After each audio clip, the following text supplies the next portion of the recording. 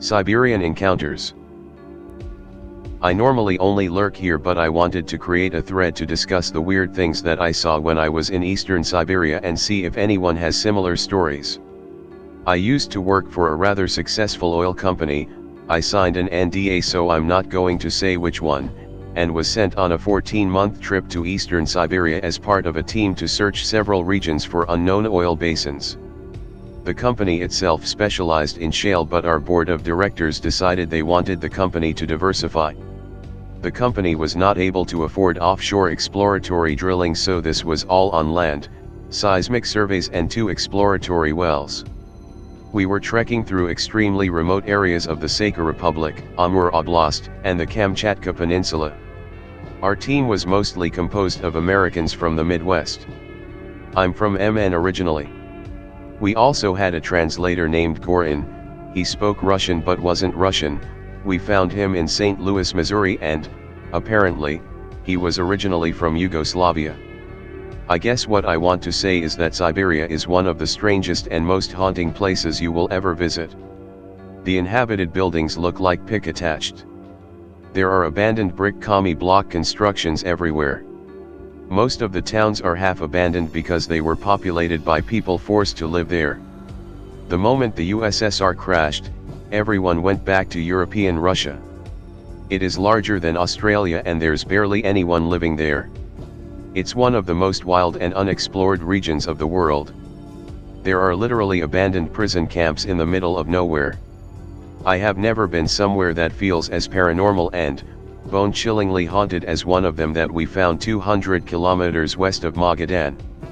It's very rare, but there is some sort of bear out there much bigger and more aggressive than a grizzly. Its back legs are shorter than its front one, giving it a slope, and the back legs also have long hair on them, making them look baggy. So, first things first, the company put together our team. My job was to create the itinerary, organize the food, ensure that everyone else arrived where they were supposed to, etc. Basically all the logistics plus translating oil junkie garble into info the board of directors would understand. Gorin, the translator. When he wasn't working, he was playing chess or listening to Serb rap songs. Matt, not his real name, he was our tech specialist slash engineer slash machinist extraordinaire. Daryl and Jackson. Basically they did whatever Matt told them to. They were basically your run-of-the-mill oil boom types. When we drilled the exploratory wells, we just hired local labor because it was super cheap. We also hired locals to get us to the sites deep in the woods that we wanted to survey. Getting to the Far East.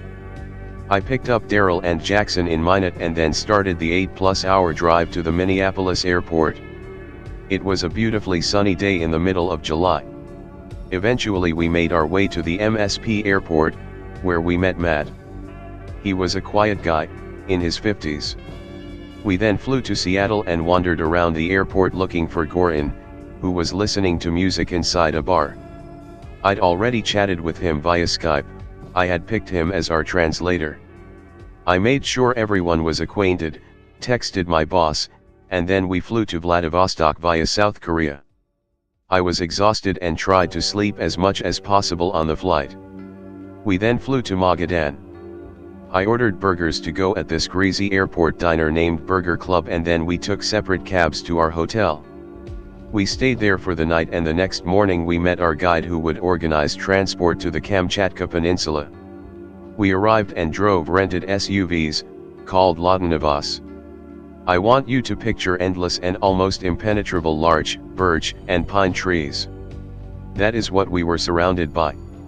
Now here's where things get weird. Yes, we had very strange experiences with both wildlife, and while using a gulag as a base, bears couldn't get in it. The prison camp had held many Germans, based off of the scribblings, and there was a lot of weird stuff going on. When we were in northern Kamchatka, Matt was busily using the survey equipment with Jackson. Daryl helped too with that, while Gorin and I basically acted as the bear detection squad. There are a lot of bears in Kamchatka. It's like those Nat Geo videos of Alaska. Anyways, we had this one brown bear that kept getting close to us. She looked young and skittish, she kept swinging her head back and forth in that agitated way that bears do. We tried using foghorns to scare her off, but she wouldn't budge, so our local guide fires his gun to spook her. She darted towards a pine thicket, and suddenly we saw this massive bear chasing her. It was muscly, fast, and powerful. Its coat was a very dark grayish brown. Its front legs were longer than its hind ones, and it kind of ran like a hyena, if that makes any sense. I'd never seen anything like it. It tore apart the smaller bear and started eating her about 1,000 feet away from us. I had Goran and Daryl keep their guns aimed at the bear. The guide told us that it was a type the locals are aware of and that they're very rare. They occasionally kill smaller bears. I later learned a skin from one of these was obtained many years ago by a Swedish biologist named Bergman, but there doesn't seem to be any interest in tracking these animals down. After about 10 more minutes, Matt finished the survey and we loaded our equipment into the off-road truck and left. The giant bear was still lounging near its kill.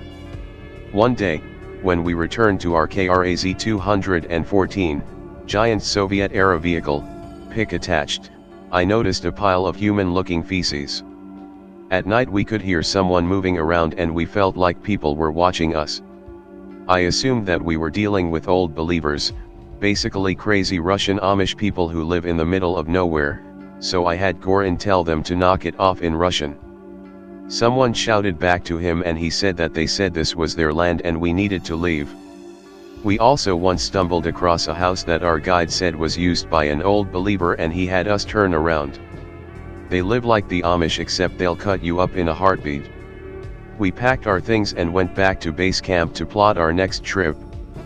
By now our local contacts had an exploratory well drilled in Kamchatka and we were focusing on a new area west of Magadan. Okay, now for by far the creepiest experience when we were in Siberia. As we were exploring the area west of Magadan, we found an abandoned prison camp. It had tall wooden towers, some concrete and steel buildings that were still functional, and a fence that was falling apart. We used it as a camp because bears couldn't get in and it seemed safer. It was also a lot nicer to not have to set up tents and to have tables to use. I am not someone who is overly interested in ghosts, but I 100% believe that place was haunted by some very frustrated spirits. There were German phrases scribbled here and there under boards and whatnot, so I'm assuming it was one of the camps the Soviets built in the 40s to house German POWs and SS officers captured after the war. Little known fact, but a lot of Germans got worked to death in Siberia after that war ended. Several of us heard boots marching during the night. Maybe that was some sort of animal, but it sounded human, knocking noises, banging noises, and I had a weird dream where I was talking to a woman with black eyes and floating hair. It was genuinely disturbing. Matt, not superstitious, said he had a nightmare where he was choked by something.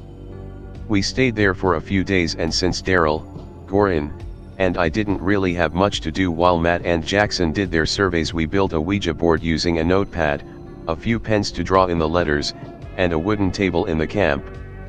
We basically decided to talk to whoever was there. I don't think they were messing with me because it felt real and I was the only German speaker there.